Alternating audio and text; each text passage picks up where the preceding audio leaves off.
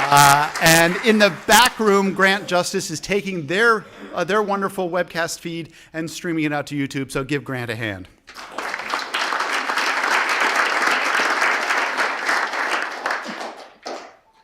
All right, let's get started. Good evening, ladies and gentlemen, and welcome to the Space Telescope Public Lecture Series. I'm Dr. Frank Summers of the Office of Public Outreach. And when you came in today, there may have been these lithographs on the tables here and over there. Tonight's lithograph is Galaxy Cluster Abell 2744, which is a cluster so large that it produces gravitational lensing. And you want to know what gravitational lensing is? Well, turn over on the back, and we have a few paragraphs to tell you about the amazing things that are happening inside this galaxy cluster. If you did not get one on your way in, pick one up on your way out. Our talk tonight, gravitational wave astronomy, talking about some of the discoveries that won the Nobel Prize last year. Next month, we will have star formation in Orion from Will Fisher. That will be on June 5th. And Orion is really one of the coolest places where we can study star formation because it's the nearest star-forming region where we've got the full range of stars being born, from the smallest to the very largest. And so it's one of our prototypical star-forming regions. So great place to learn about star formation. On July 3rd, David Nataf from Johns Hopkins will be talking about the Milky Way's bulge from a hypothesized blob to a remarkably detailed picture. All right. The structure of the Milky Way has, evolved over the years, and he'll give us a great history about its core of the galaxy, the bulge. In August, we have our infamous Mr. or Ms. TBA, which means I've got a little work to do this month. It's sometimes hard to wrangle speakers for the summer months, but I always do end up getting you one. When I do have a speaker, you'll find it on our website. If you go to your favorite search engine and type in Hubble Public Talks or Space Telescope Public Talks, you should find this page, which has the list of the upcoming lectures over on the right-hand side. On the left-hand side, we have the links to our webcasting, both the live and on YouTube. We also have our past lecture, our archives, which go back to 2014 on YouTube and all the way back to 2005 with our STSCI webcasting. Lots and lots of lectures for you to watch. And you can also subscribe to our email list and get 1 or 2 emails a month reminding you of what's coming up and when our webcast is posted. The announcements, as I said, sign up on the website, or if you can't do that, you can write your email address on a piece of paper and hand it to me at the end of the lecture, and I'll make sure you are signed up. If you have comments or questions, we have an email set up, publiclecture@stsci.edu, where you can ask questions.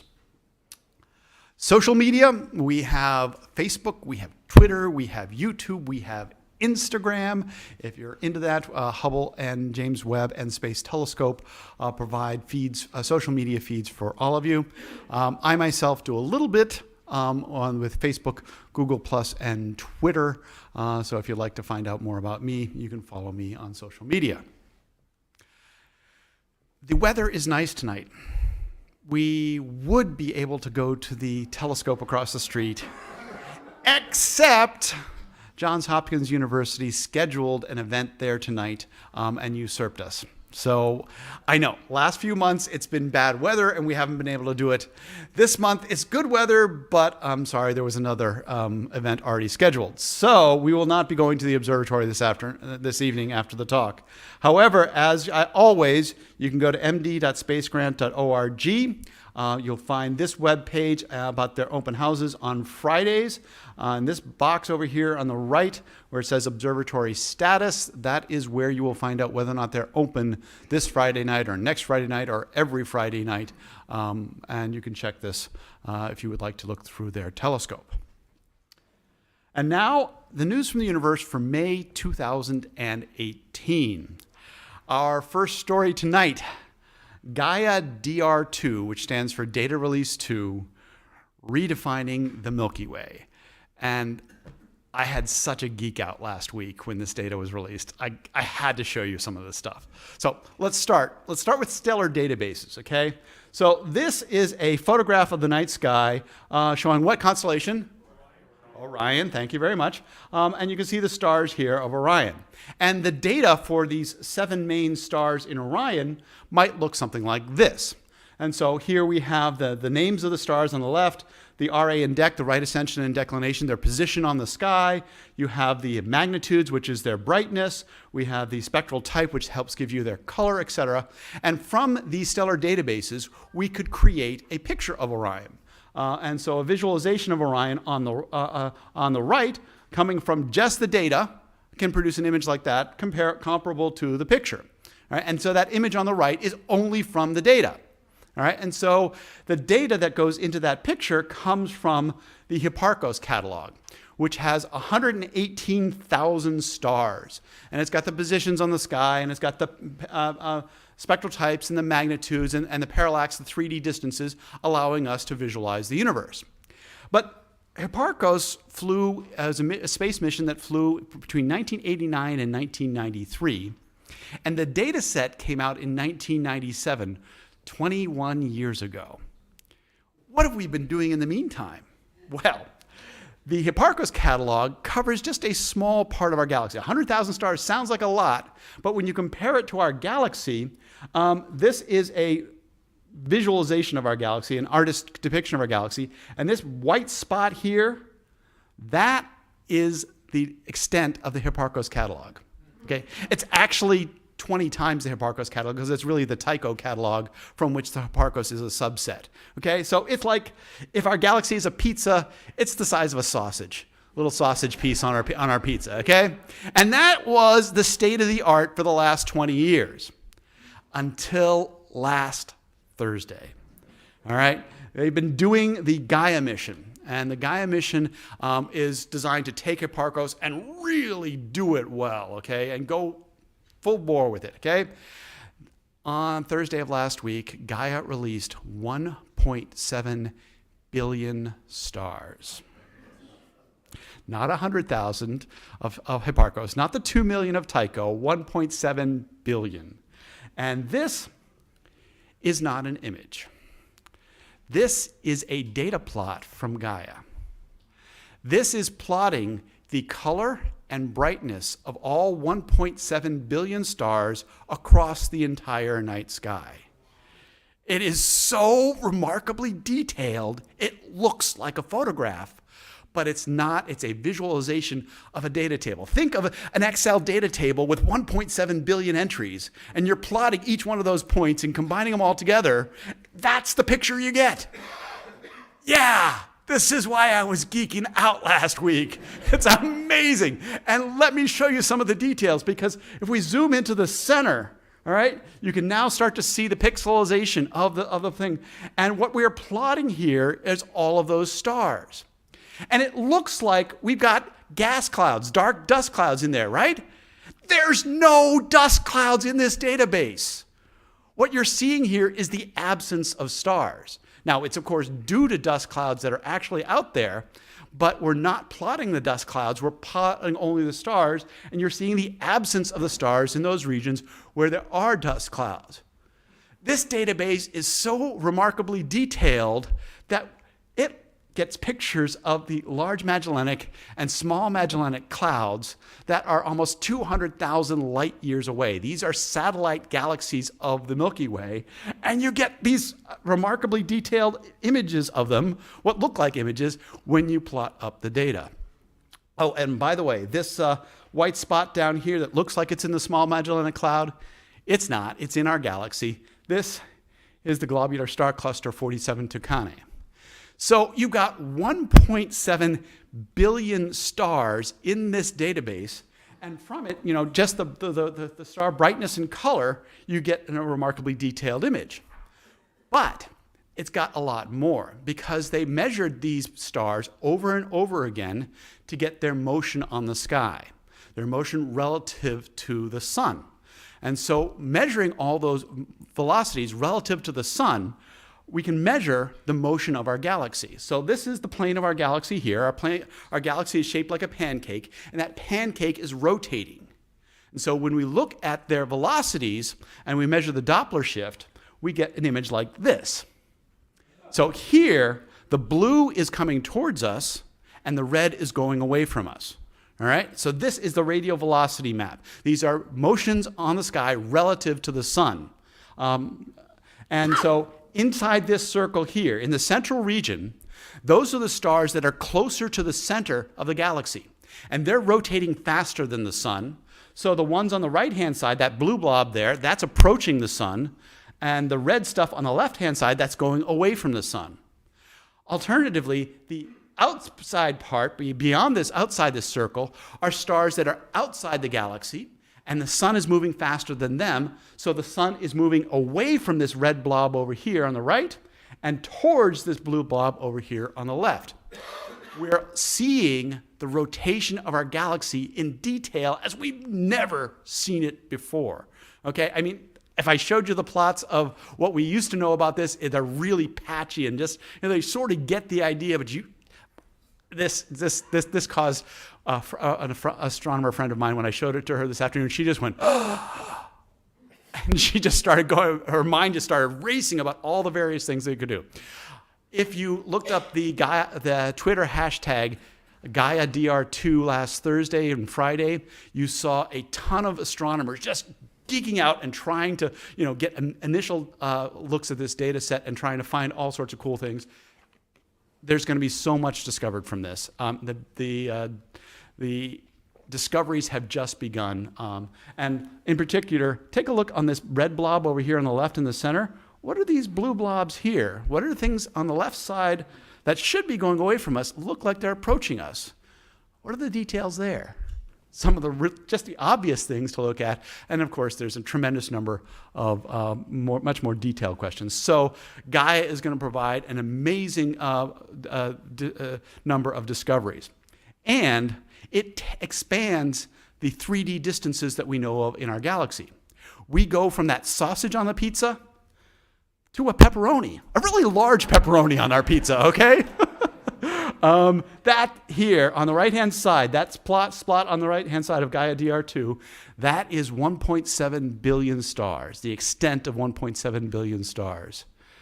And when you look at that, you can start to believe that, oh my gosh, yeah, I guess the galaxy really does contain 100 billion stars, if that's all that's covered by 2 billion. All right, and so more will be coming, and hopefully in about a year from now, I'll be able to have a speaker in to give a talk on all the amazing discoveries from Gaia and its data release 2. Our second story tonight, 28 years of Hubble. Hubble launched on April 24th, 1990, and every April, we in the Office of Public Outreach have this huge pressure pushing down on us. Come up with a really cool image to celebrate Hubble's anniversary this year. So the image processors put their thinking caps on, and this year they decided to go with the Lagoon Nebula. Okay, now this is not a Hubble image, this is a ground-based image, right? And actually, the Lagoon Nebula is so large that Hubble can't really cover this without many, many, many pointings. So the Hubble image that I'm going to show you is just this region in the heart of the Lagoon Nebula. Because you've got all this beautiful red gas out here that's sort of been blown out and that's ionized, but where the star formation is still taking place is right here in the heart of the Lagoon Nebula. And when you look at that with Hubble resolution, using specific filters to pull out the elements, you get that. All right, this side of the room say ooh, and this side of the room say ah. Ready? And hold on. Thank you. Let me zoom in and show you some of the cool details. All right, so right in this central region here, we zoom in.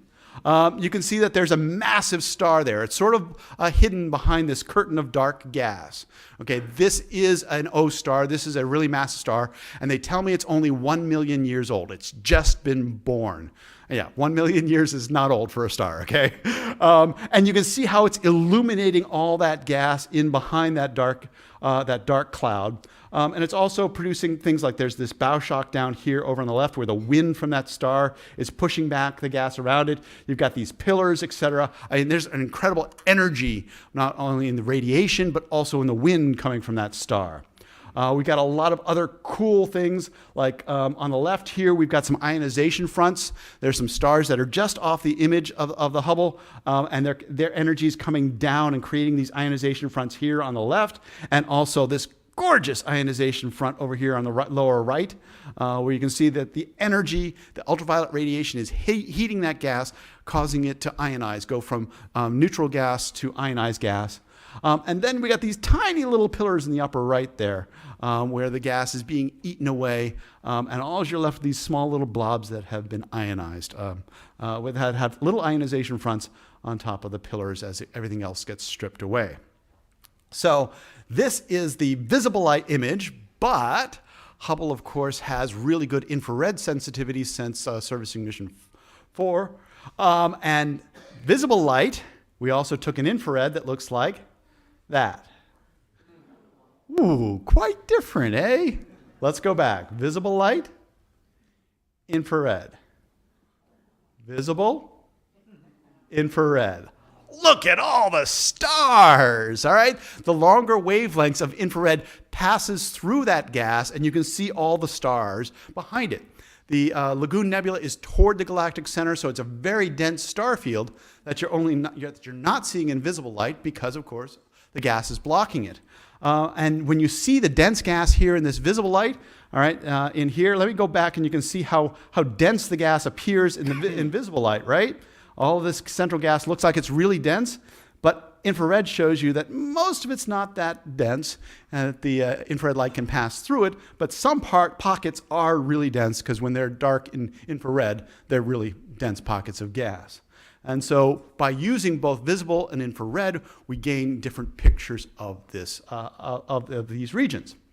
So we put together a visualization of it, and when we were discussing it, we said, oh, we got all these structures that are coming from the ionization and from the winds. And we said, oh, you know what this is like? It's like a sculpture garden of gas and dust. And that's what we called our visualization.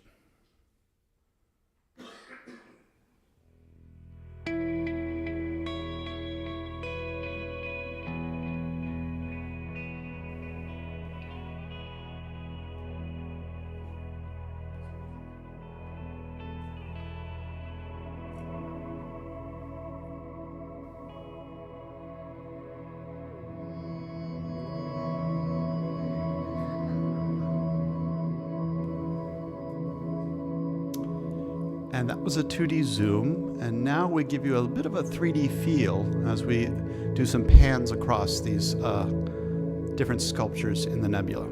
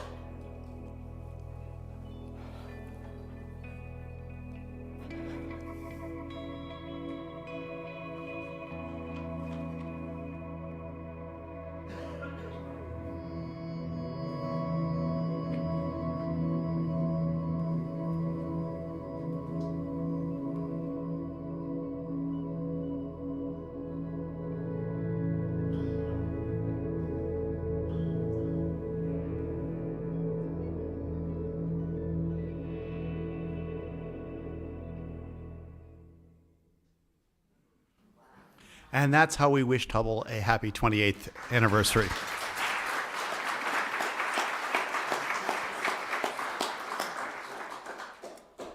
All right, our featured speaker tonight is Dr. Andy Fruchter, whom I met at Berkeley while he was doing a Hubble fellowship at Berkeley, and I was doing my PhD work there. Andy's always been known as a very jovial and very friendly guy, and I'm so glad that we have him here tonight. He did his undergraduate work at Harvard, then spent some time at Cambridge in England for a bit before doing his PhD at Princeton. He then came to Berkeley and did his Hubble Fellowship there. And let's see, he went to the Carnegie Institute in Washington before coming here to the Space Telescope Science Institute, where he's been how many years? I don't know. It's just around 20 years, because you're a little bit longer than me. Yeah, exactly. I've only been here 17 years. Not very long by Space Telescope standards. His functional job, but his astronomy work has been in pulsars and in supernovae and gamma ray bursts. Gamma ray bursts, yes, very gamma ray bursts. And he'll talk to you tonight about gravitational wave astronomy. I should also mention that his functional job here is in the Science Mission Office, helping to run the science program within this building. Ladies and gentlemen, Dr. Andy Fruchter.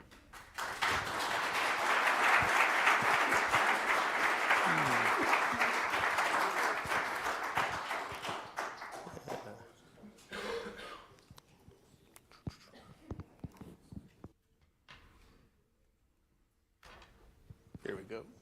Okay. Excuse me, I'm getting over a cold, as many people are these days. So, all right. Let's see. What's that?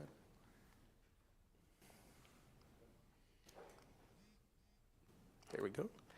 Okay. All right. So, welcome. Tonight, I'll be speaking about the very beginning of gravitational wave astronomy. In the last 2 years, we have opened up the universe in an entirely new way. We have detected gravitational waves from black holes, binaries, and the black holes in these binaries are from our stellar mass. We know that there are huge black holes in the center of galaxies, but these black holes are bigger than any black holes that we knew existed that existed from stars. Many of them are. We've seen black holes merge into two black holes come together and merge into a single black hole, right? And you'll see that today. And we've located a neutron star binary, which emitted gravitational waves, giving its position and its distance. And we saw the light that we're seeing, we saw light from it, gamma rays, radio, optical, infrared, and we saw the radioactive decay of material flung out from these neutron stars. And we believe that this material is the basis of most of the heavy elements in the galaxy, in the universe. That is, supernovae produce oxygen, carbon, hydrogen, things like that. Also, winds off stars do that too. But to get things like gold, lead, uranium was very hard from supernovae. People didn't know how to do it. We think that they come from merging neutron stars now. So that wedding ring on your finger, if you have one, that came from a neutron star, we think. Okay, so in this talk, I'm going to start off with a bit of background on what gravitational waves are and how we detect them, right? And because that's how we did all of this science. It was the basis of all of this science. And then I'm going to talk about, again, some of that astrophysics that I just gave you a broad overview of. And then I'll talk a bit about what we might expect in the future. So Einstein had so many great insights that it's hard to keep track. But the one that's going to be most relevant tonight, though there's another one that will be later, is the basis of what we call general relativity, his theory of general relativity. And one of the insights in the formation of that theory was to realize that he could explain many of the ideas that he had by conceptualizing gravity as a change in the geometry of the universe. So that if you imagine that this is the sun and this is the Earth. Now, why does the Earth go in a circle around the sun? Well, the Earth in Einstein's idea wants to go in a straight path. Right? It's in free fall around the sun, so it should just go in a straight path. It doesn't feel that it's accelerated. It thinks it's going straight. But what Einstein realized is, well, if it curves space-time, right, then a straight path is just like a great circle. If I walk straight out of this room and keep going and then swim a bit and then walk a bit and then swim a bit, I'll end up right back where I started, right? All the while I'm thinking I'm going in a straight line, but in fact I'm doing a curve all around the Earth, right? And in the same way, in this conceptualization, the Earth is going on a curve, is going straight around the great circle around the sun. Okay? And so that so basically gravity is bending space-time, it's bending the shape of space in the way that gravity feels, that our bodies feel it, right? Now, he also realized that just like in electromagnetism, or very similar to electromagnetism, if you accelerate an electron or charged particle, you'll radiate. He realized that the motion, that accelerating mass can also produce gravitational radiation. Okay, so here's a picture of that. So you can imagine here are two objects, well, you'll find out they're black holes, modeled black holes, right? And they're in a binary. Now, what they're doing is radiating. These are gravitational waves going out, and the gravitational waves actually are changing the shape of space-time because of their energy, and the energy deforms just like mass, gravity. And then they've merged, and the gravity waves stop coming out. We can see that again if we want.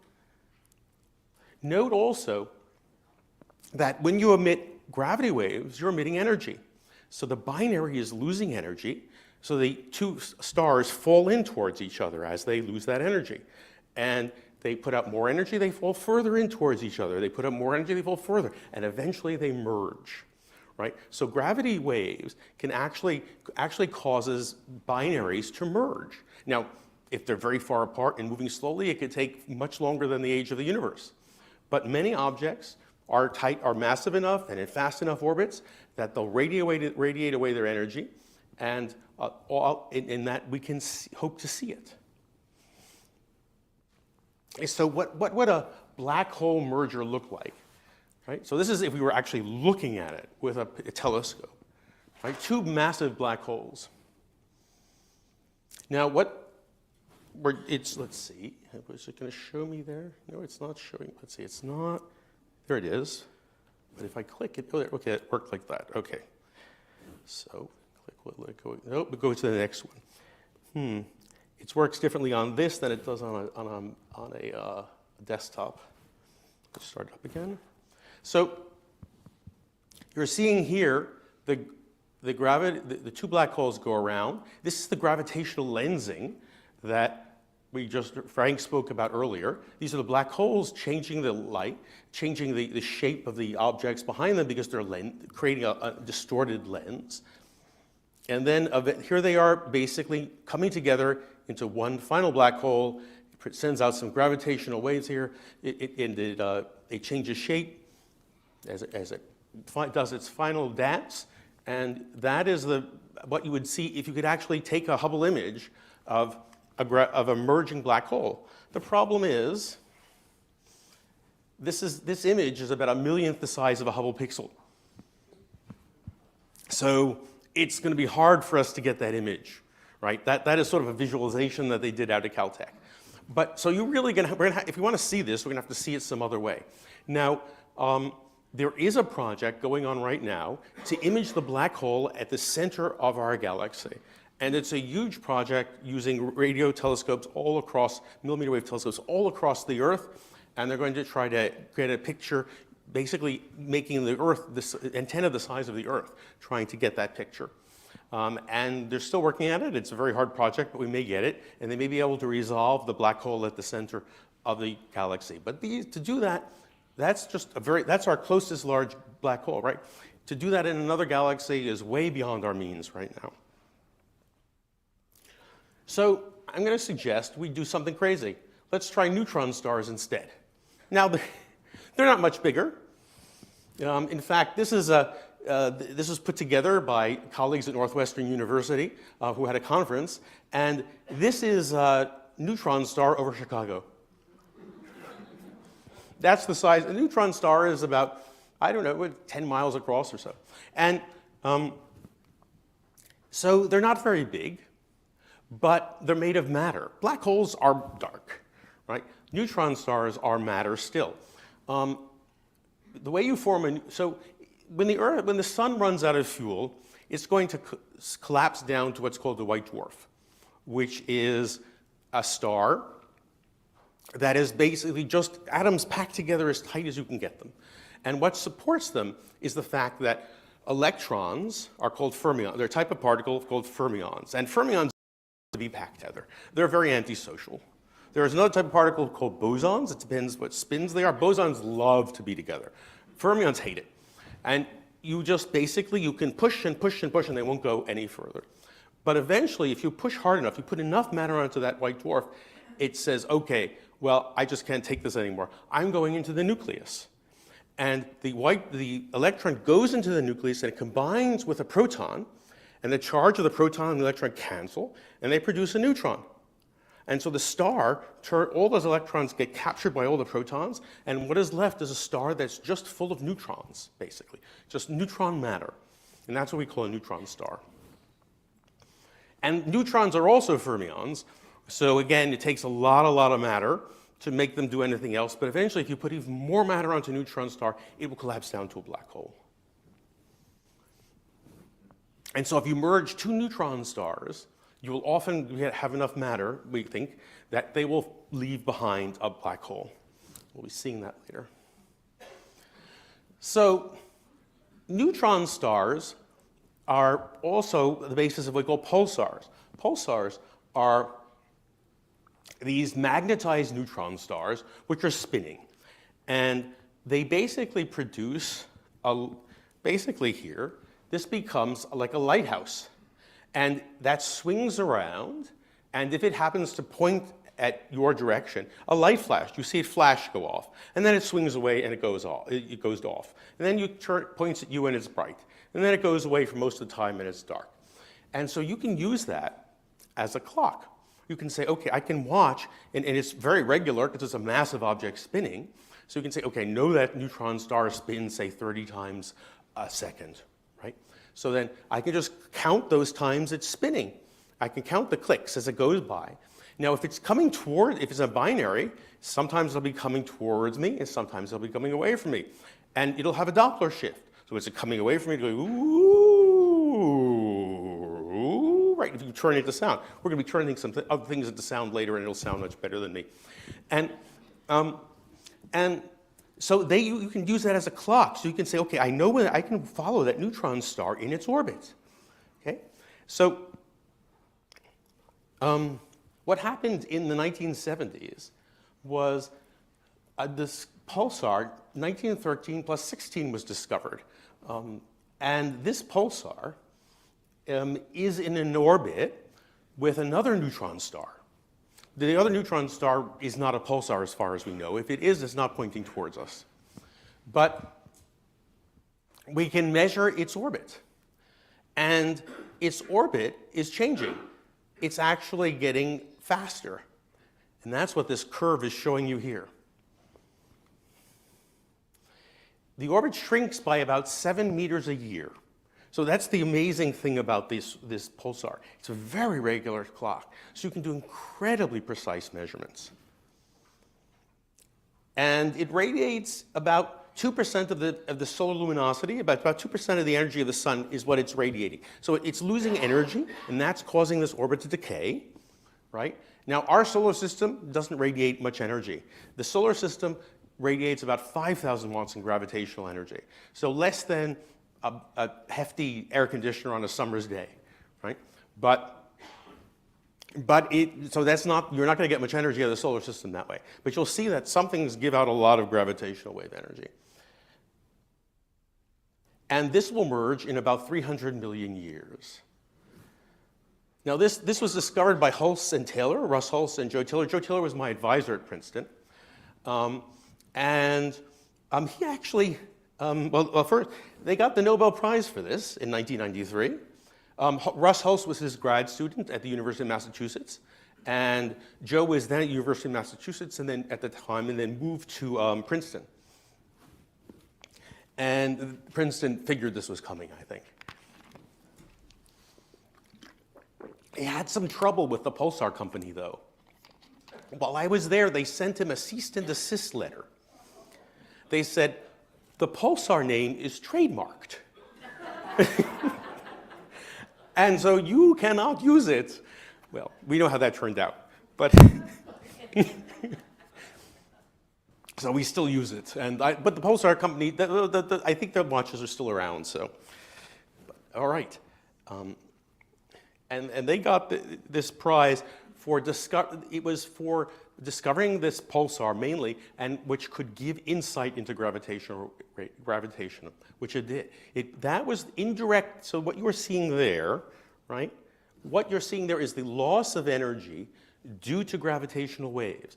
This was proof, and that line there is Einstein's prediction, and the dots are the data. Right? So it's incredibly good agreement between what Einstein predicted and what we observe. And there are so much information from this that you can solve for all the parameters. There's no assumptions in this. And you solve for the entire system and you get that agreement. It's astonishing. So this was a remarkable confirmation of general relativity. But it wasn't the direct detection. It was an indirect detection of gravitational waves. So there was still another Nobel Prize out there to be gotten. So what does it mean to detect a gravitational wave? What is a gravitational wave? So I've told you it's energy, but what does it do when it goes by? It does this. It distorts space and time.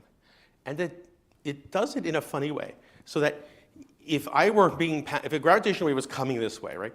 I would be stretched this way and be made thinner this way. And then I would be pushed down like this way and be made broader this way, simultaneously, right? So it's a simultaneous stretch and pull that goes on.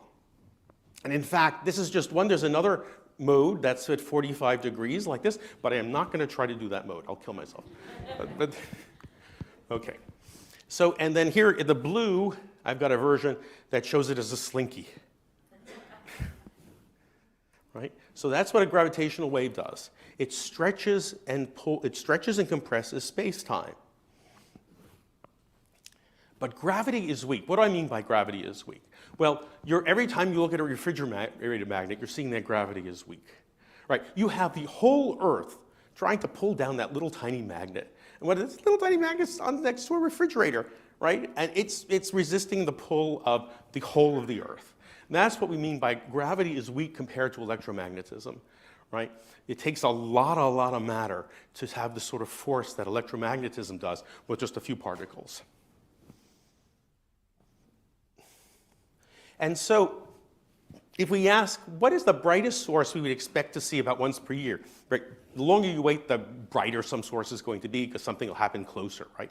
But if you say, well, we had to do predictions of how bright will things typically be? And we had estimates that were between, a factor of 100, really.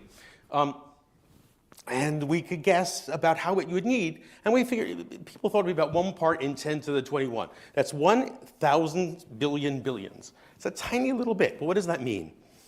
What do it mean? How much? It means that, first of all, you're not going to feel it. But if you were say I built a detector that just, say, is 4 kilometers long. That's what these are. The Laser Interferometer Gravitational Wave Observatory, LIGO. There are 2 of them because you want at least 2 because, well, it helps you localize them, but also you want to be sure that if you see something, it's real, right? So that was one of the reasons they built 2. And they're well separated. So if a truck goes by Livingston, Louisiana, you don't feel it in Hanford, Washington, right? And they're 4 kilometers long here, all right? Now, and the waves will come by, and a wave will stretch this arm while it shrinks this arm. And then it'll stretch this arm while it shrinks that arm, okay? And that's why you build it in this sort of right angle configuration.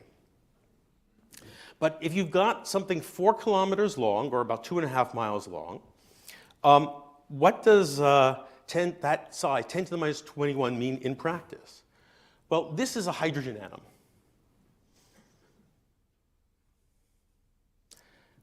That, we're now going in to see the scale of what you have to measure. That's a proton. You have to measure a tiny fraction of the size of the proton. That's what one of these waves going by will cause this arm to shrink by and expand by. So it's incredibly precise. It's so precise that you think these people are crazy. Right? There's no way, and many people thought that for a long time, right? These people are crazy. We'll give them the money, yeah, well, you know, they'll shut up. But they're crazy. And to believe that you could do this, right? Well, they've done it. It's amazing. And so I'm going to give you a video here, a short little video, where it introduces Ray Weiss, who is the person who had the idea, basically the person who had the idea of using an interferometer, which is, it'll explain here, that the use of light to measure the distances and to get this very, very precise measurement. Oh, do we have, well, oh, wait, I don't know if we checked the sound. Hopefully we have sound. Do we have sound? We'll check, we'll find out. No, we only have sound from here. Am I gonna have to do this? The laser beam is split and You hear that? down a pair of long perpendicular tubes. Let me go back to the beginning. But I need sound. Can come. I'll come change your settings. Yeah. We definitely need sound because there's some really cool sounds later. But let's see, where's the speaker on this thing? Oh, it's right here. All the way up to, yeah, that's right. Okay, let's do that. To measure the stretching and squeezing, Ray turned to a device called an interferometer. A laser beam is split and sent down a pair of long perpendicular tubes, each precisely the same length. The two beams bounce off mirrors and recombine back at the base. The light waves come back lined up in such a way that they cancel each other out. And you add them together, you get nothing. You get a zero, a big fat zero. No light gets detected at the photodetector. But when a gravity wave comes along, it distorts space and changes the distance between the mirrors. One arm becomes a little longer, the other a little shorter. An instant later, they switch. This back and forth stretching and squeezing happens over and over until the wave has passed. As the distances change, so does the alignment between the peaks and valleys of the two returning light waves, and the light waves no longer cancel each other out when added together in the recombined beam. Now some light does reach the detector, with an intensity that varies as the distance between the mirrors varies. Measure that intensity, and you're measuring gravity waves. The light takes longer time in here than it did in this arm. Now it takes a shorter time, and these things don't cancel so beautifully anymore. Okay. And as remarkable as that, so you're measuring a tiny fraction of the wavelength of light, but you have to align these things incredibly precisely. And there's another trick that they do, which isn't talked about a lot, but they actually put another mirror in here. And so the light goes back and forth about 100 times. It does about 100 round trips in there. So rather than being 4 kilometers, these are basically more like 400 kilometers as a result. So you get that extra factor of 100. So that helps a tremendous amount, right? And they have a number of tricks in here that are simply amazing, that basically turns this 20-watt laser into 100 kilowatts here. So it took many years of research and development and from many brilliant people, but it has produced a remarkable device, right, that can measure these incredibly small changes in distance. Now we can use general relativity to predict what we should see if two things merge, if you had a binary merge and the wave came past by us. What would it look like in this detector, right? And what you see, you'll see, and you'll get something like these wiggles here, and that's it, the wave passing. And what happens here is that it's going it's relatively slowly. They get closer together, it speeds up, goes very, very fast, then they combine, and then they're going to spin down. You get a little shaking of the object, right, as it settles down here. This is very hard to measure because it's weak, but we have a little bit of indication. And here you can see that these are two black holes that were actually seen. You can see that they're, in the end, just before they merge, they're moving at almost the speed of light. Incredibly violent process going on here, right? Two black holes in a binary coming together. Now, what they do is they look at, I'll show you in a minute what the waveform looks, what they actually look at. What they do is they take GR and they take all these different predictions, like what could all the binary orbits look like? And then they try and fit them to the data, right? And when you do that, when you finally get a good fit, you get, if you have a, say, very good signal to noise, you learn everything about these objects. It's amazing. You get their mass, you get the masses of the two objects, you get how circular or how elliptical the orbit is, you get if they're spinning or not, you get how that orbit is oriented with respect to Earth, right? Is it tilted this way? Is it, you're looking at edge on? And you get the distance, you even get the distance, because if you've got all of these other things, you can predict how bright it should be. And then you look at how bright it was at Earth, and you say, well, the only way it could be that, I know how bright, it's like if I held up a flashlight, and you know how bright that flashlight is, you could guesstimate how far away I am by how bright the flashlight looked to you. You can do the same thing with this binary. So you can get everything about the binary in principle if you have really good signal to noise. So it's an incredible system, incredible theory and incredible system. Of course, so we don't have infinite signal to noise, so you could do well, but you can't do perfectly, but I'll show you that later. Okay. This is what the first detection looked like. So what you see here, the best fit is that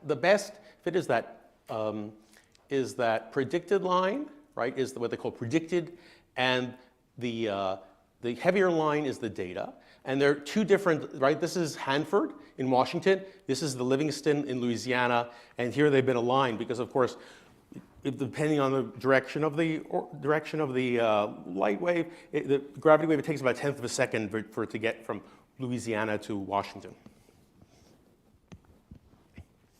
There's another way to look at it and to say, okay, you maybe have heard of sonograms, right? What you can plot here is the frequency of these wiggles versus time. And you can see that it goes up with time. It starts low and goes high. I'm going to play this one for you. Now, it's very brief, so you'll have to, I guess we also have to do this.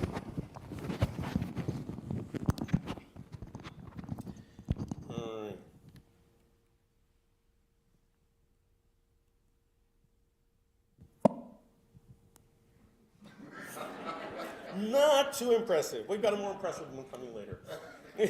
But this one just goes like, yeah. That's the problem with these black holes.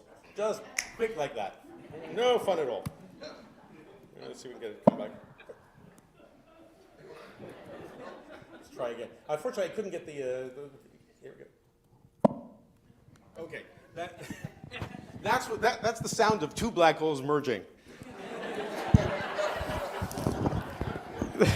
Sounds like they're a pair of chipmunks, but it's actually two black holes merging. Okay. Yeah, it's more, conceptually, it's more impressive somehow. All right. So they detected, was the merger, we know it's two black holes from the masses and their sizes. The black holes individually weighed 36 and 20 times, so they were both about 30 times more massive than the sun. This is huge. The biggest ones we've seen, in binaries, when we look at other stars and ask their orbits around black holes, it's been about 15, 20 solar masses maybe. 10 is usually very high. And so these are incredibly high. In fact, some people have suggested that maybe these are primordial. Maybe they didn't even come from stellar evolution. We don't know. We think that they can probably come from stellar evolution, but it's up in the air. Because we're finding a lot of these, and it isn't completely settled why we're finding so many. they came together and formed a new black hole of 62 solar masses. Now 36 plus 29 is greater than 62, right? 3 solar masses of energy were radiated as gravitational waves. That is more energy that came out of all the stars in the visible universe in the same amount of time. Came out in gravitational waves. Now you didn't have to duck because gravity is weak. But even so, right, the merger happened, it was far away, so it happened 1.2 billion light years away, and so 1.2 billion years before we detected it, so it's a ways. But if gravitational waves were light, it would have looked, you would have seen a star as bright as the full moon. Right? If your eyes could focus gravitational waves and detect them the way you detect light, then on that night, if you had looked up, you would have seen a star for a brief amount of time that was as bright as the full moon. In fact, there was a full moon last night. It's still pretty full tonight when you go out. You can go back and think about, well, if that's how bright those gravitational waves were from a pair of neutron stars that were 1.2 billion light years away. It's amazing. Now, over the past 2 years, they found a bunch of these. There are actually 4 pairs that are well identified, and there's a 5th one that is just right at the level of detection, so they're not 100% sure they really detected it.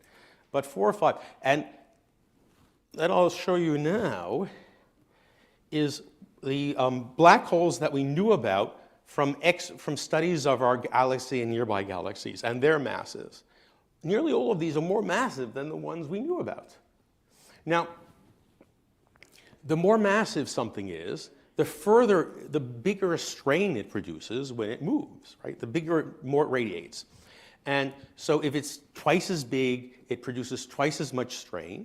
Strain is linear with distance, so you can see it twice as far away. It's not like now with energy, if I asked how much was in the waves, it goes down as the square of the distance. But the strain, that goes down as distance. So we gain here tremendously compared to measuring the energy. So that if something is twice as energetic, if it's twice as massive, we can see it twice as far away.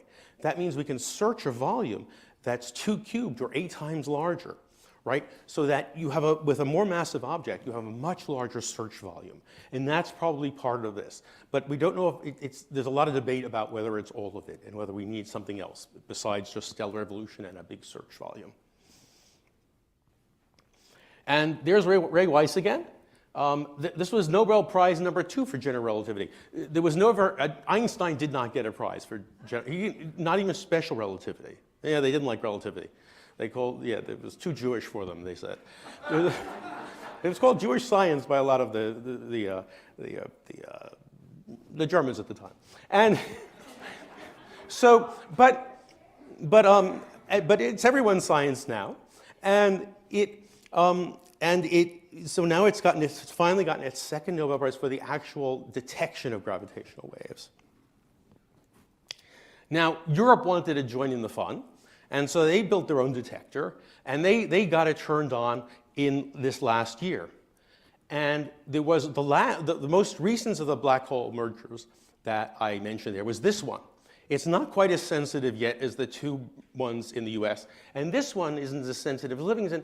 This one, they tried to upgrade them 2 years ago. It didn't go so well, so they brought it back, and Hanford never quite recovered from its upgrade. But so they're trying to upgrade again. You know, what they need to do to get these things to work is just unbelievably. If you saw just a tiny fraction of what they need to do, right? They need to completely isolate them from all the seismic noise, everything. It's incredibly difficult. So I'm just hoping that they'll come back in better, much better. They really get that factor of 2 that they're planning for the next year. We'll see. But nonetheless, to have that 3rd point is very crucial. Because if you want to know where they are on the sky, it helps tremendously. See, these big error circles, it's not really a circle, we usually use the term error circle. This is an error ellipse or an error blob, right? And there's a blob on each side of each hemisphere because you couldn't even tell which way it was coming from. There were two different directions. With just two detectors, there were two different directions that it could have been coming from. With a third detector, that's no longer possible. So these two objects have the European Virgo in place, and so you get a much smaller error region, and you can tell which hemisphere it's in, which helps a lot. But the fact that it's much smaller is crucial because you would like to go and search them with optical instruments. And as you heard Frank pointed out to you, Hubble has a very small field of view. Now, there are optical telescopes with larger fields of view than Hubble, but they're still not, large. They're not anything compared to the size of the sky. So you really need a good position, and this has helped tremendously. Now, we always thought that we knew about the Hulse-Taylor pulsar, so we always thought what we're going to see is neutron stars merging, and for a while we just got black holes.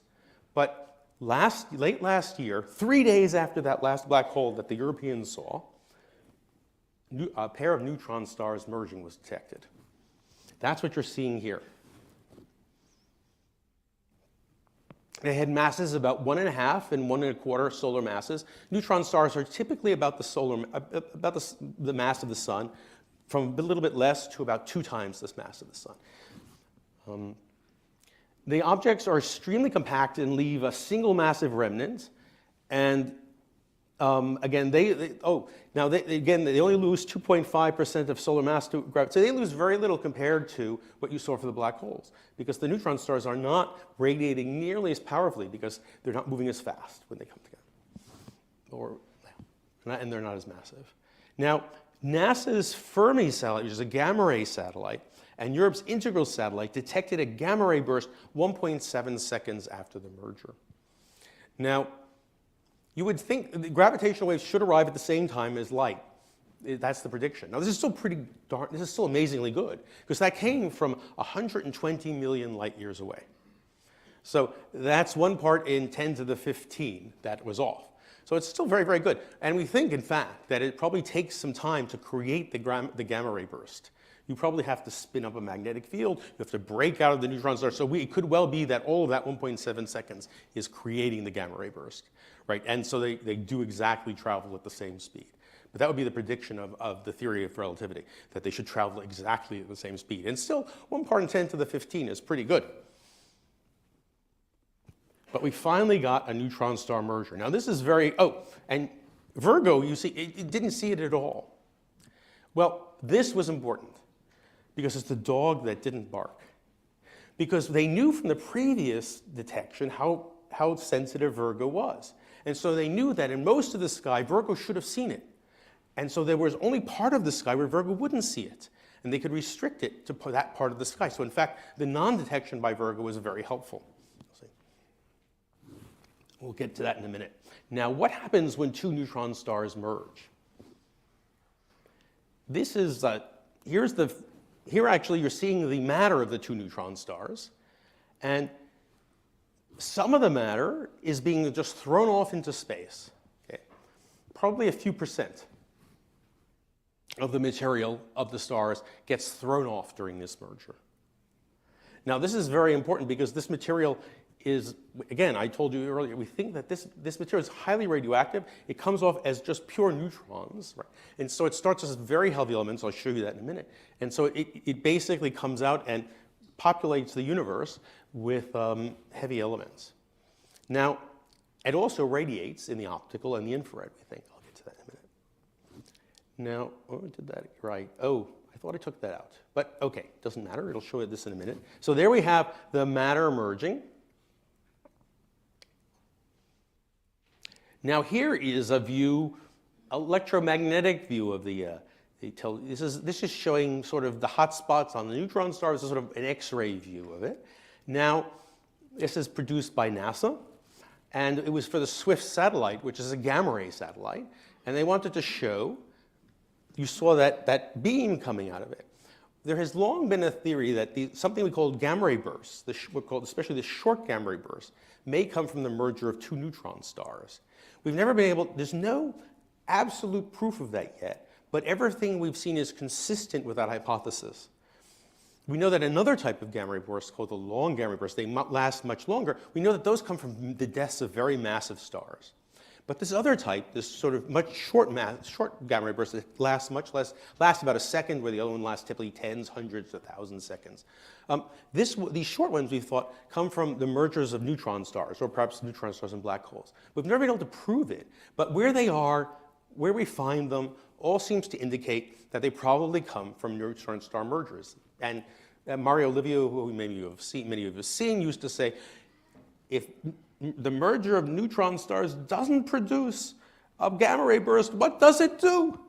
So that was one of the stronger arguments. But but now we may have evidence that it says, because it was that gamma ray, but the gamma ray burst was very faint.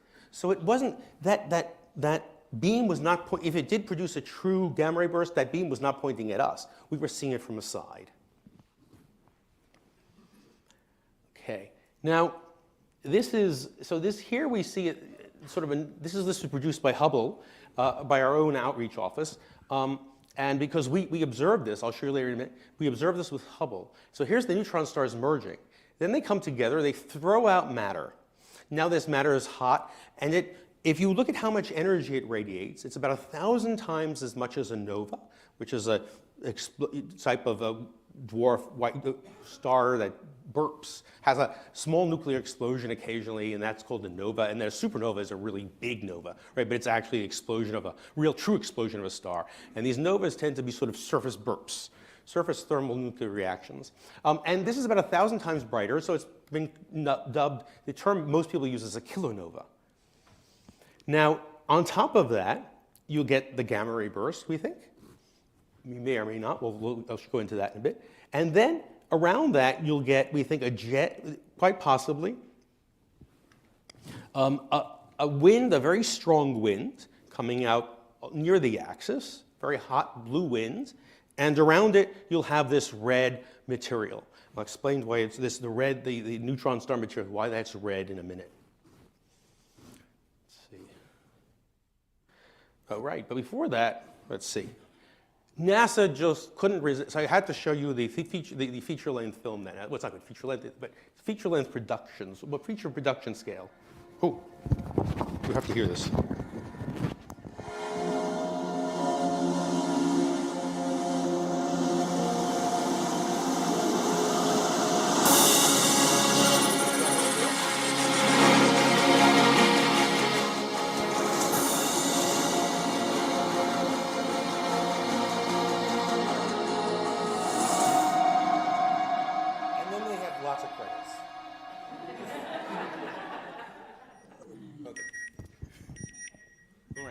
Let's go back a bit. I'm going to go. Let's go. I'm going to do this again with a little less sound. So here we have the gamma ray burst. Here we have the two neutron stars merging, putting out gravitational waves. Now they produce a gamma ray burst, is the idea. Now you have this hot wind coming out and the kilonova in the center coming out. Now here you see these jets later on expanding very large. This may be crucial to what you will see in a bit. So first we had to go find the thing, right? And I was involved in the Hubble Space Telescope follow-ups, but a few of the people here were actually involved in searching that very day, right? And what a number of groups did was they said, okay, well, this is the region that the gamma ray burst could have been in. Here's the region that LIGO could have seen it in, and then there's the region that Virgo and LIGO could have seen it in. So that's how Virgo helped, right? And then you look on the sky in that region, and what the smart groups did is they said there probably went off in a galaxy. You know about how far away it is, because again they could tell us right away that it's about 120 million light years. They got it right on the nose, and so you could look for galaxies in that region that were about that distance away. And you could start with the big ones and work down to the small ones. And it was in a big one. And that's it right there, that dot, that extra dot right there. Now, lots and lots of telescopes. This was one of the biggest observing campaigns in the history of astronomy. Oops, I went too far, yeah. This was, we had 2 dozen observatories on the ground, the 3 gravitational wave observatories, and 7 space telescopes observed this thing, right? Because it was a big event. There were about 1,000 astronomers involved in all of the observations.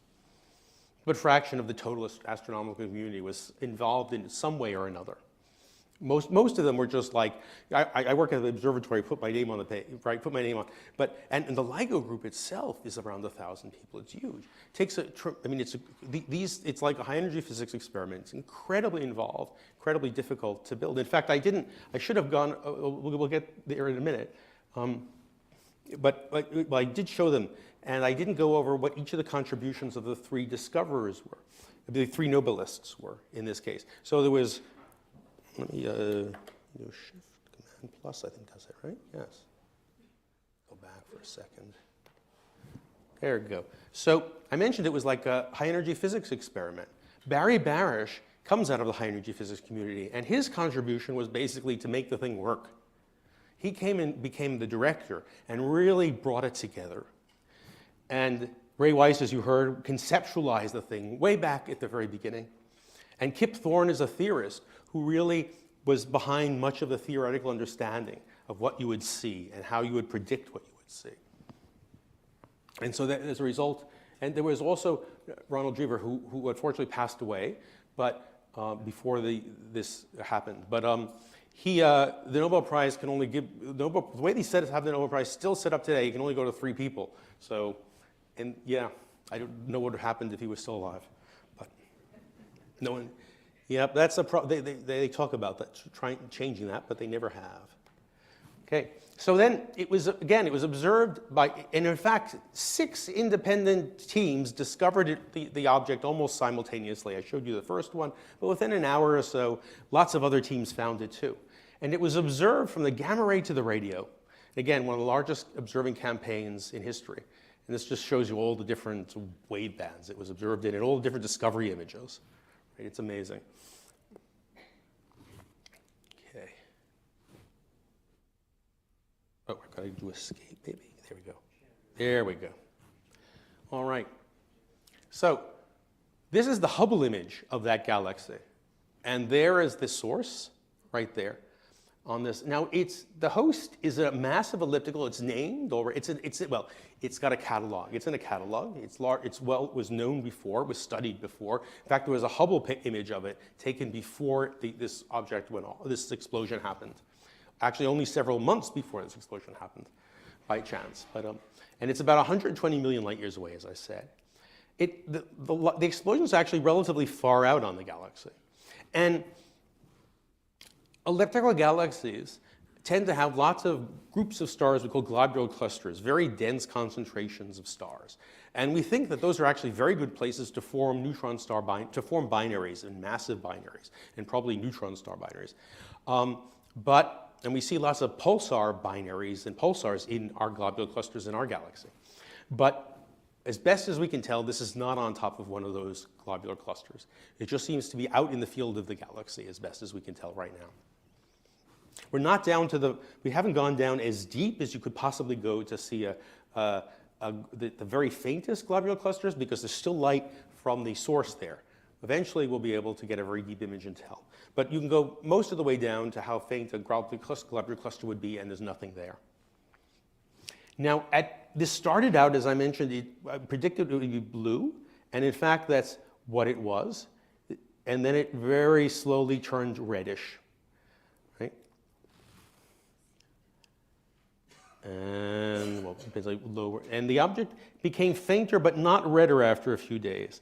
And what's really remarkable is that most of this behavior was predicted before the event. Dan Kazin, a while back, predicted that these objects will be very red, for reasons that I'll get into in a minute. And Mark Metzger has predicted that blue center core. It's really quite remarkable how well we had the theory down before it actually happened. Now there were competing theories, right? So you could say, okay, well, you could have sort of picked your theory, but these were the most likely candidates, and they turned out to be correct. Now, you'll remember that I mentioned to you that when you when you took this white dwarf and you put more mass onto it, you forced by the pressure, forced the electrons into the nuclei and turned the protons into neutrons, right? As the electron canceled the charge of the proton and they formed a neutron. Well, if this material is thrown off, it says, I'm free, the pressure's off. And the electrons pop out. And so it undergoes a radioactive decay. And here's a little, okay. And so over here is a little plot showing you the creation of elements as the material comes off the neutron star. And it just starts off very, very radioactive and very neutron rich and slowly moves over. Well, not so slowly, this is only a few seconds in real time. Turns into something very close to the periodic table. Now, there'll be lots of radioactive elements that decayed before we see them now on Earth. But if you look at the elements, the periodic table, you can ask, where did the elements come from? And we think that the blue shaded ones here come from exploding stars, by and large. These red here is largely left over from the Big Bang. There's a bit of cosmic ray fission. And then in the bit of the dark brown is sort of planetary nebula, dying low mass stars. But all of this yellow, we think now, is probably merging neutron stars. All of these elements here. And when you look at a normal supernova, its spectrum, say, is dominated by the iron elements. So you produce nickel and that radioactive decays into cobalt, and that decays into the iron that lasts. Now, and that produces a lot of the energy in a supernova, that decay. Now, these elements here are transparent in the optical, but they block the ultraviolet. So when you look at a regular supernova, it's bright in the optical, but it falls off very quickly in the ultraviolet. You see very little light of it from the ultraviolet because these elements absorb in the ultraviolet, but they let light through in the optical. Now these elements down here, the lanthanides and the actinides, they absorb in the optical, but they let light through in the infrared. And this was what Dan Kazan's group realized. So he said, if you're going to produce all of these things, you won't see it in the optical very well. You won't see those elements in the optical very well because they're going to block all the light. You'll see them in the infrared. And that is what we see. This is an HST spectrum of the kilonova. And that bump there was predicted. That's the lanthanides. If you have a lot of that lanthanide group, you'll get something like that. Now, in fact, the actual opacities and the states of the lanthanides are not well known. So it's going to take a lot more work in the lab to really sort that out, but it's approximately known. And something very close to this was predicted, right? Exactly how much, and it was a little bit different because it depends on how much do you produce, exactly how does it come out, what is the geometry, but it was very, very close to what we saw. So this is really an incredible agreement. This peak was very clearly predicted, and that was the major thing in the spectrum, and it was there. So we really think we understand the basic mechanics of what's going on, and we think that this is probably where most of the heavy elements of the universe come from. Now, of course, it depends on, we've seen one of these things, so we're sort of guesstimating the rate, but it's sort of comparable to the rate that we expected from neutrons, from pulsars, if you made a couple of assumptions about how pulsars come together. So it all sorts of agree. And so we think that we've got that. There are some mysteries still remaining, though, about this object. This is the light curve of the object in the optical and the infrared. The infrared is the red and green here, and the blue and the orange are sort of optical, not the best color choice. And they went down, over about 10 days, they just dropped off a cliff, right? Went down very quickly. But then we looked at it again about 100 days, and it was still there with Hubble. Now, why did we look at it again in 100 days? It was because other people had been looking at it in the in the X-ray and the gamma ray. The X-ray and the radio. This is the radio, and this is the X-ray. And they did not turn on until 10 days. And then they got brighter for a while. Now, it looks like they may have plateaued. Maybe not. So what we think, there are two possibilities, we think. One is that we're seeing that jet wasn't pointing to us, but now it's sort of opening up, or we're seeing it open up as we get with time, basically, which is a prediction that gamma ray bursts will do. As they slow down, they beam to a larger area. And if this jet is not just a perfect wall, but is shaped, like brighter here, and then it dies off to the edge, it would do this sort of thing. Another possibility is that the gamma ray burst never got out and produced a very hot bubble. And as that bubble starts out small, it's not so bright, but as it expands, this hot bubble has more surface area, and so it's brighter. This is basically what happens in the early stages of a supernova, too. They get brighter as they expand. Now, so that may be what's going on here.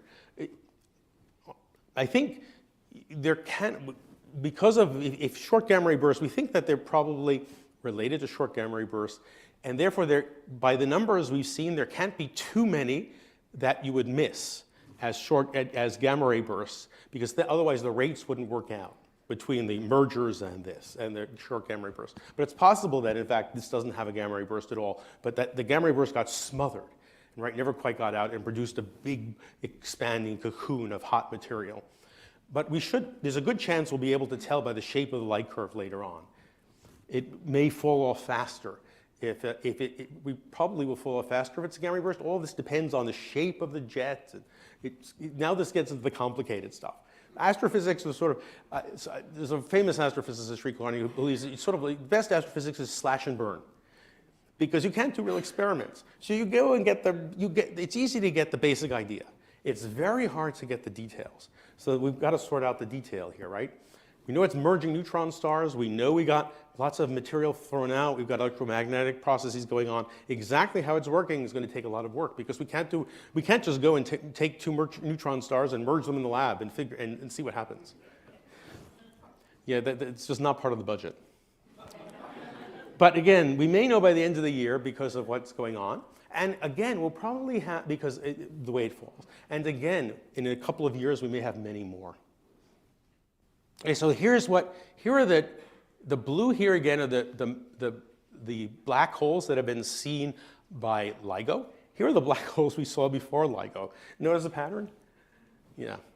And then here are the neutron stars that we've seen before. These two neutron stars are right in the same mass range as all the other neutron stars. This is probably, they don't show errors. This has an error bar that could get it down to about 2 solar masses. We think about somewhere around twice as massive as the sun, maybe a little more than that, is where neutron stars collapse down to black holes. We don't know for sure. Maybe we'll learn as a result of this sort of work. These two objects did merge to something of more like 3 solar masses, so we think they probably merged into a black hole. How quickly that black hole formed, though, is an important question which we don't have answered fully yet. And the gravitational waves detector we have isn't sensitive on the high frequencies we need to really get to that. Did I not? Yeah. So, wait, let me go back. If I can get it to, it should have played. Where did I put it? Yeah. Should have been. Let me see if we get it to go. There it is.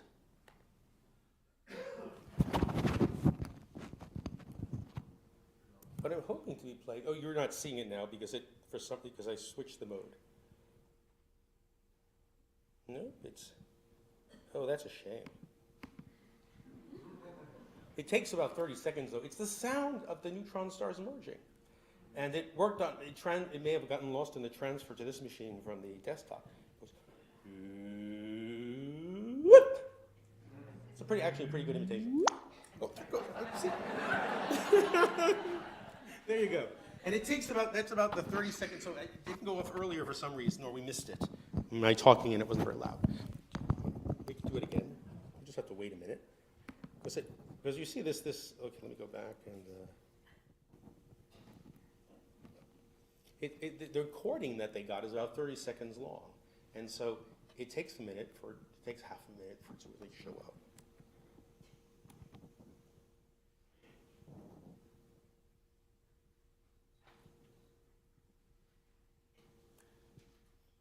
these neutron stars, you know, they just don't go off when you want. There you go. And it was just very soft and much lower before that, but it was just hard to hear with this setup. It starts out very low but it starts out sort of off. The reason this is longer is really because it's better suited to the frequency band that the LIGO detector can detect. There's too much bass really in the black holes for LIGO, and unfortunately, if this had more treble, it could get the actual spin down and merger of the two neutron stars, and you could really see, did it form a black hole, and what is sort of the equation of state of the neutron stars? That is, how big are they? That was something we'd really like to know. I don't think LIGO, that may take the next generation to do. Okay, let's, probably faster to do this. Plus, yeah. There we go, we just saw that. All right, yeah, that's where we were. Okay, so now there's another thing that these neutron stars might do, and that's help us with cosmology. One of the really important questions in cosmology, which turned out, we knew it for quite a while. You might have heard about this big argument between Sandage and what is the Hubble constant, which is how fast is the universe expanding locally? We know it's expanding, and we know the acceleration of the universe is actually expanding with time. But the actual velocity locally, how fast is it expanding locally, is an important issue.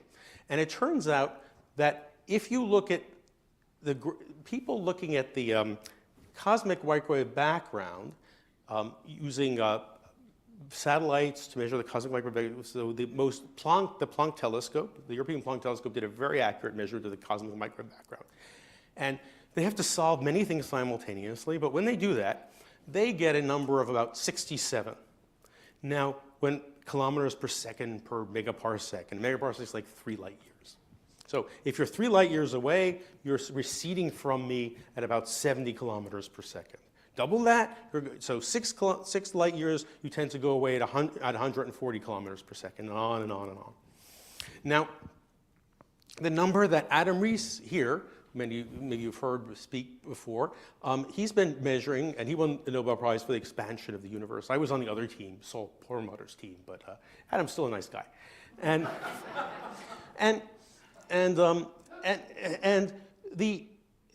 But the number that you get, that Adam has gotten, is more like 73. Now that's just it, that's 3.8 sigma, say the term that 3 sigma is sort of like where you start getting, this looks bad, right? Now 3 sigma should be, if your world was just statistics, Gaussian statistics, 3 sigma would be, that's definite. The world is not. Things go wrong. So really 5 sigma is like beyond any doubt in real life. But 3.8 sigma is getting pretty serious. So, and it turns out that it looks like multiple experiments it looks like the cosmic microwave big measure, when you're measuring the universe very far away, you get a slightly different answer than when you're measuring it closer in. So it may mean there's something wrong with the model that we're using. It could be something as simple as that there was a particle that used to exist, that decayed at maybe 100,000 years in the age of the universe, and it's no longer around, a massive particle. We don't really know. It could be something more interesting. It could be just that you really need 5 sigma. But the interesting thing is that, as I mentioned to you, you can tell, by measuring the gravity wave here and how strong it is, you can get an estimate of how far away the object was. And this is from that single object, this bar here, and this is that line is the Planck measurement, and this yellow bar here is Adam's measurement. And you can see that this is only one object. Adam has dozens in here, and so if you could get many more, and if you could get the systematic errors down on these, there are some errors to worry about, and so it's just starting now. But you might have a completely independent measure. And with the local observations that the type Adam does, you have to sort of use a distance ladder, use a couple of different objects to really build out how far your things are. This is a direct physical measurement of the distance. So it's potentially very powerful, but it's tricky to do. So we'll see. But it's possible this will give us another way to really get at this physics, this cosmology. And the term that's been used, I wrote too far. That's just sort of cute. They're called, because of that, okay, so coordination is like not my greatest ability. All right, so these standard sirens, this chirp, it's also called a chirp, this right? So those are standard sirens is the term that's being used because you can tell how far, right? You can standardize them, how far away they are. And that would be the idea. So LIGO and Virgo are being upgraded. I mean, LIGO will return in 2019. It's expected to be 2 or 3 times more sensitive. Now, as I mentioned to you already, the strain, if things are twice as far away, they're half as powerful. So that if you have something that's 2 or 3 times more, can measure strain that's 2 or 3 times smaller, you can search a volume that's 2 cubed or 3 cubed larger, right? Radius turns into, you cube the radius to get the volume. And so you get, the volume goes up by a factor of 8 to maybe 30.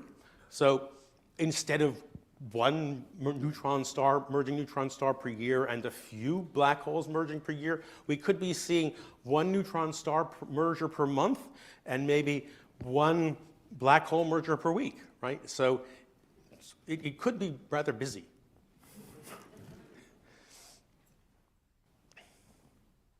Now, what's going to be coming in the far future, in the 2030s, say?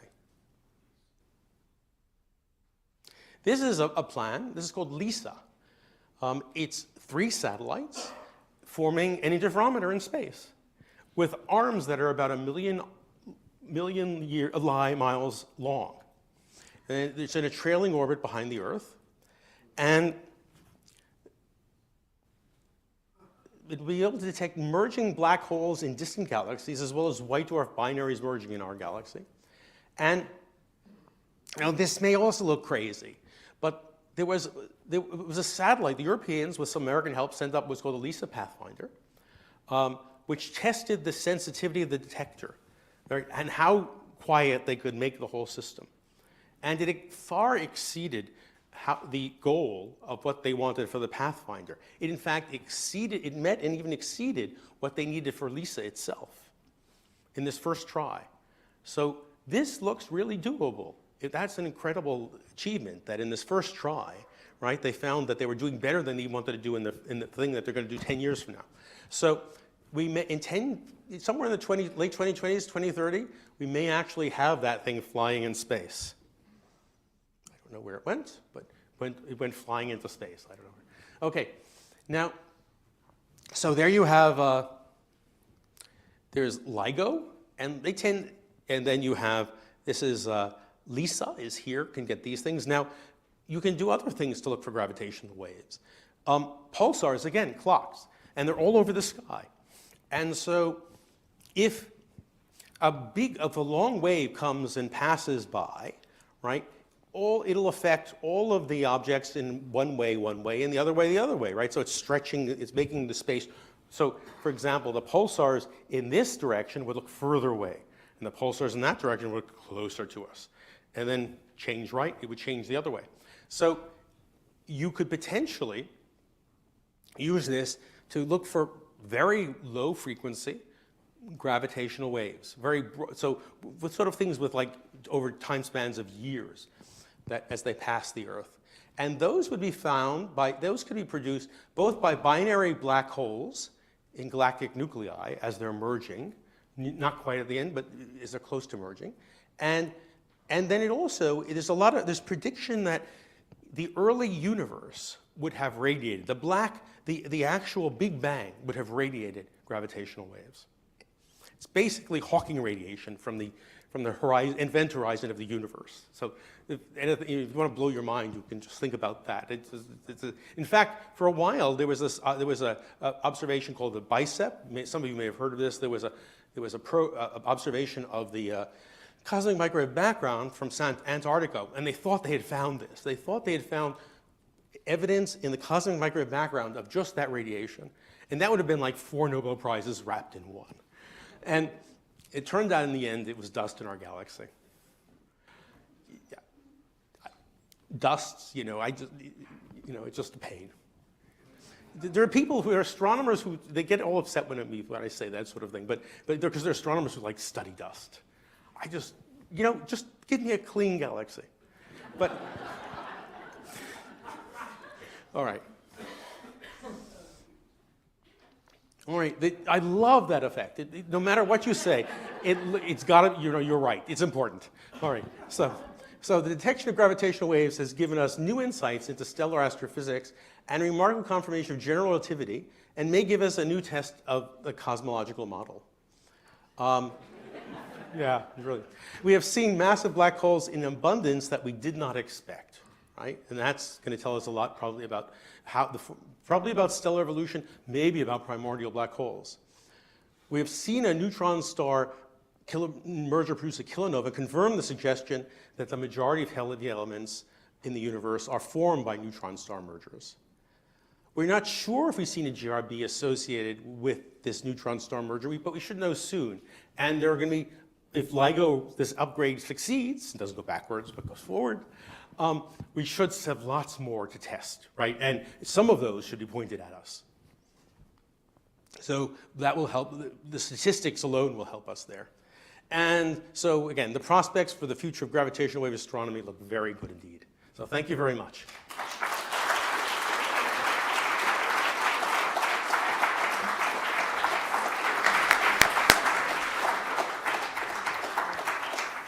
Okay, so we have hit our sort of usual limit of 9:30. So if you need to leave, please get up and leave. We went on for a while.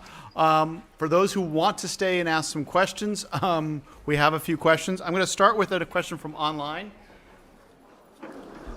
So let's see. Where's Brenda's question? So Brenda asks, if there were two black holes in the center of our galaxy that merged and emitted gravitational waves, what, if any, effect would this have on Earth? So I don't think it would hurt. I don't think you would notice. Because we're small, and so the stretch is very tiny. But boy, would the gravitational wave detectors have a field day. Yeah, they would. They would have a yeah. So I haven't done the calculation. I don't think seismologists would know it. Do you have a question? No, she wants, just in case you guys need a refresher for this, Nancy brought up this book, and it's called General Relativity for Babies, in which one of the last parts of it is about gravitational waves, okay? And so I wanted to thank Nancy for sharing that with us so that we could all learn about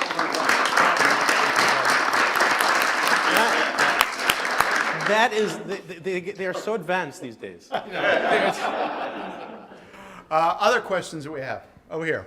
Yes, I have a question about, he referred to stretching, the rarefication and compression physically by virtue of these gravitational waves passing past you. So would that be indicative of a polarization of the wave? And secondly, if it is there are there other modes of polarization for gravitational waves? And if that's true, does that indicate that gravitational waves are actually a superposition of two or more waves? Okay, I got to try and repeat that for the online audience. You talked about the compression and rarefaction of the wave. Does that indicate the wave is polarized? And if so, does that mean that the waves are superpositions of polarization states? Yeah, so the average wave you see is a superposition of polarization states. This is one polarization. You stretch like this, and this then 90 degrees away. Now, hopefully, if this works, yeah, you can rotate by 45 degrees, and then the stretching 45 degrees and the expansion 45 degrees, that's the other polarization. That's the way gravitational waves work. They're not quite like the dipoles of electromagnetism that you think of, where it's typically like a vector, one direction, and then it's the 90 degrees. Here you've got basically, electromagnetism is called dipole radiation. It's basically along a line. This is a quadrupole. It's basically a sort of elliptical shape, right? A two-dimensional shape that radiates. And so you get the polarization is actually just the stretching and compression being rotated by 45 degrees. And the polarization is important in understanding the orientation of the object from you. Yeah, that right, and so when you measure these gravitational waves, trying to measure the polarization is important if you want to solve for all of these parameters of the orbit. Is it possible to have more than two modes of polarization? No, these are, in general relativity, these are the two modes. Okay, down here. I never ask a question. Usually in a massive nova, supernova, we have neutrinos predicating the visual. Do we have anything preceding the Okay. No. So, all right, let me repeat it. So in a supernova, the neutrinos are part of the thing that blows the star apart. Is there a similar release here? It probably was, but our neutrino detectors aren't sensitive enough to detect it. So the neutrino detectors can detect things in our galaxy and in the nearby galaxies. The things we're seeing here are too distant, we think, for the neutrino detectors.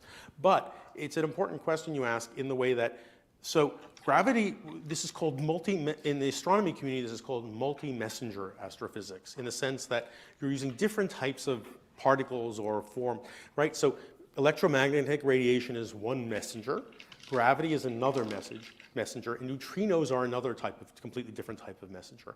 And so if you had something close enough, or we had much more sensitive neutrino detectors, you could get that. Yeah, I mean, we talk about gravitational wave astronomy. Neutrino astronomy is also a very infancy type development. That's right. And, you know, there are talks of being able to see neutrinos from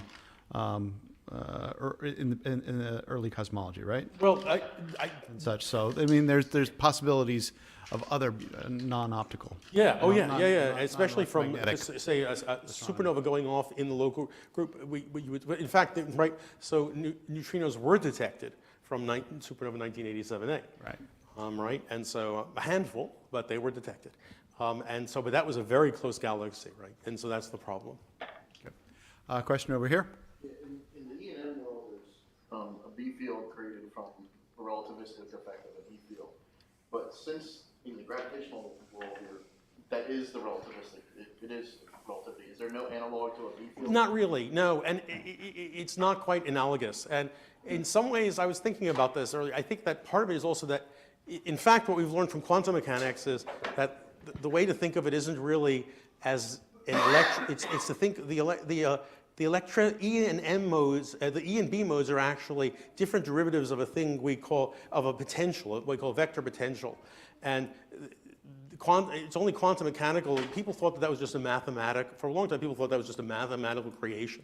But there are some quantum mechanical tests where there's no electric field or magnetic field, but there's just this potential, and it affects the way quantum mechanical particles propagate. So that, in some sense, may be the real deal, and right, rather than the E and the B. And so in some ways, it's more analogous that way. But yeah. Okay. But there's no real there is no real different. It's just a different polarization. Yeah. All right, two more questions here and then over there. Yeah. You talk about how you deduce the various parameters from the study of the gravitational waves, but is that true of directionality? That seems like it's not as clear, as clear a reasoned path to directionality of the object out of the gravitational waves. Is that correct? So you have to use timing, basically. That's right.